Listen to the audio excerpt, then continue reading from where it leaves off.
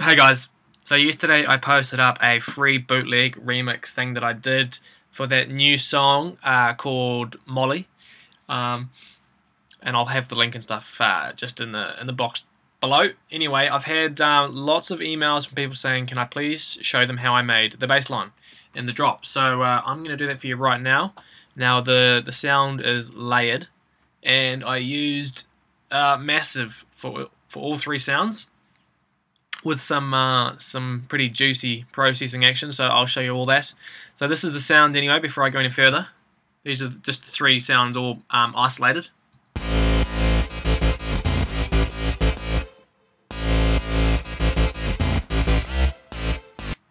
Okay, so I was going for a pretty sort of a pretty big, nasty, powerful, gritty bass line.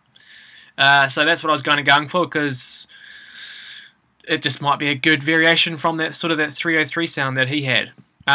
Anyway, so this is the very first sound here. This one here.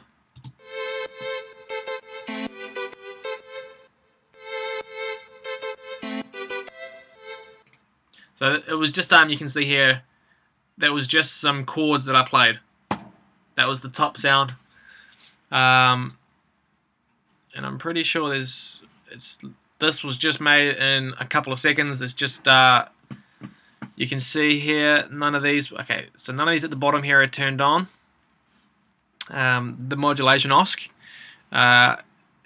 is there. The only one that's on is the phase for number 3.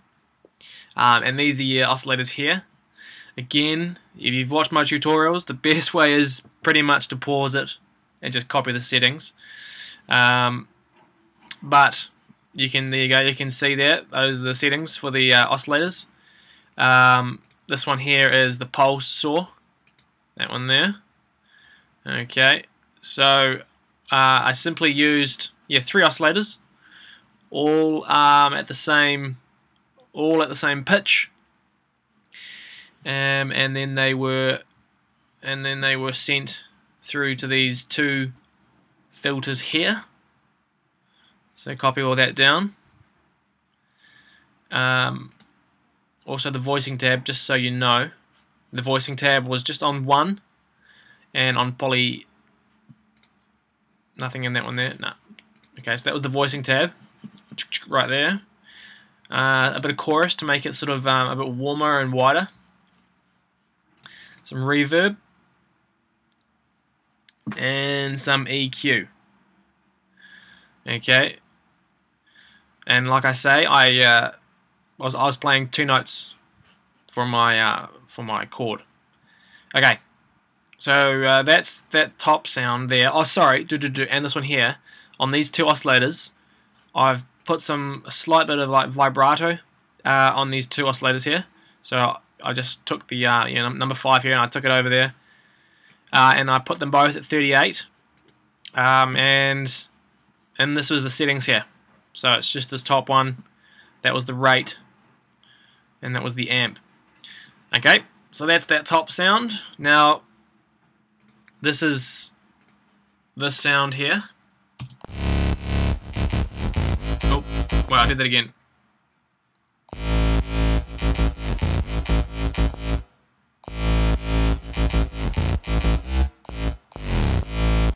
Okay, so that's like the meat and the low end of the sound. Okay, so in Massive. Okay, so it's a saw wave. And Oscillator 2 again is a square wave. That one's down 3 octaves, that one's down 2 octaves. This one is down 1 octave. Again, this is a saw wave. Don't forget to change these here if you want to copy it, to change those to say that the appropriate ones, which I've got here. And the modulation OSC. Okay, so this is the ring mod on number 3. If I click on phase here, so you can see exactly where this dial was pointing up to. Okay, so again, that's the ring mod. That's the phase. And then of course we go, it looks like all 3 oscillators are being sent to just a simple low pass filter. So nothing fancy there, tiny bit of resonance, You can see here as well, I have the noise, the bright one here, bright noise, full color, bit of amp being sent to the filter as well. And you can see here, which note? That one there. Okay, you can see the feedback really does give it some just some serious strength in like the low in the low mids or in the lows. You know, it can really helps to drive the sound along. And to show you what I've got in here in these tabs, Oscillator Tab. Okay, I've got the glide set to that dial there. Obviously, I put the pitch bend up and one up octave and down an octave. And make sure you click restart via gate. And this Oscillator 3, I pulled the white dash pretty much right between the 90 and the 180. So that's all you need for that tab. The voicing tab and the unison, I had 3. It was on mono, and that's all I did for that one. And then of course it comes over here into the classic tube. Drive was left the same, and the dry wet is just pulled there to 9 o'clock. Tiny bit of reverb. Dry wet, only a little bit. Size very small, and I put the color up. EQ, I boosted the low shelf a tiny bit and the high shelf exactly the same, just a tiny bit. Come down here to the this is the sine shaper. Those are my settings there, and this is the parabolic shaper. So if I take those two off, well, still sounds pretty dirty, but I just had them on. Okay. So I'm pretty sure I haven't forgotten anything. Those are all your settings for the main bassline. Now then, the compression there is not compression as such. That's just for side chaining, so don't get too worried about that. This is my EQ settings right here. So even though there is no sub under this bassline, I've still rolled it off at 45 just because, you know, I don't know if you can. I don't know if people can really. I know you can feel the low end, but you can't hear it. But anyway, it still sounded just fine when I rolled it off to 45. So that's what I did, and I boosted here at 200 hertz, and again here just under 4K, and a tiny bit of high shelf. And this thing here is pretty much amazing. It's a Waves guitar amp plugin, and if I bypass that,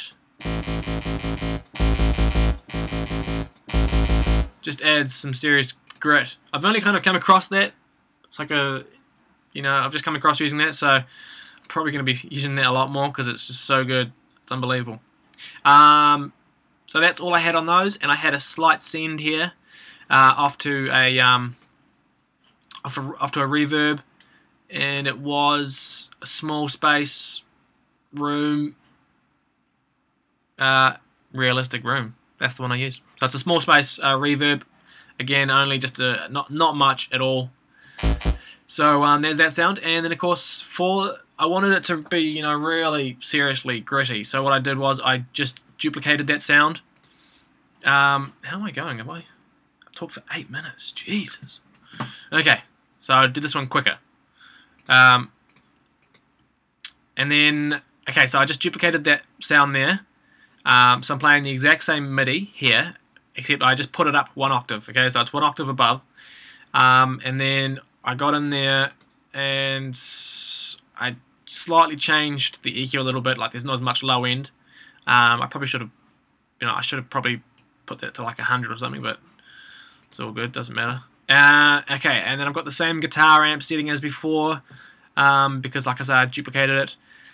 So anyway, this preset is all the same. Okay, so that massive is this one here. Now if I play this one,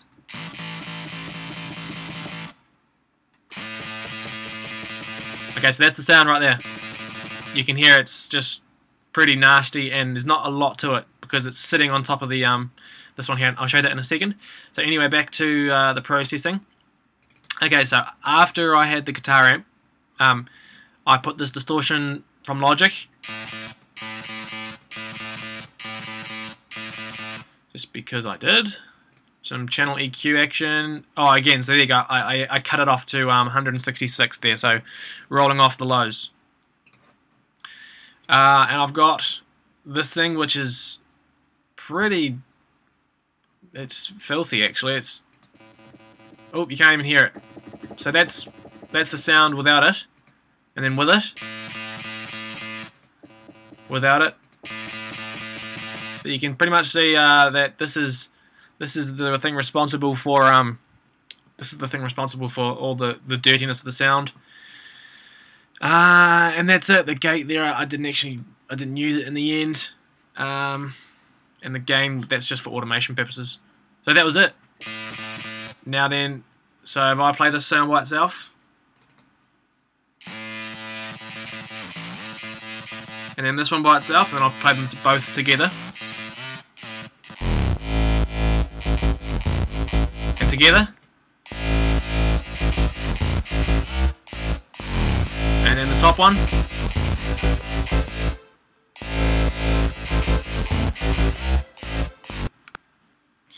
Look at that. Classy, eh? I don't know why it's doing that, but too much stuff going on. Alright. So that was it. And hope you enjoy it.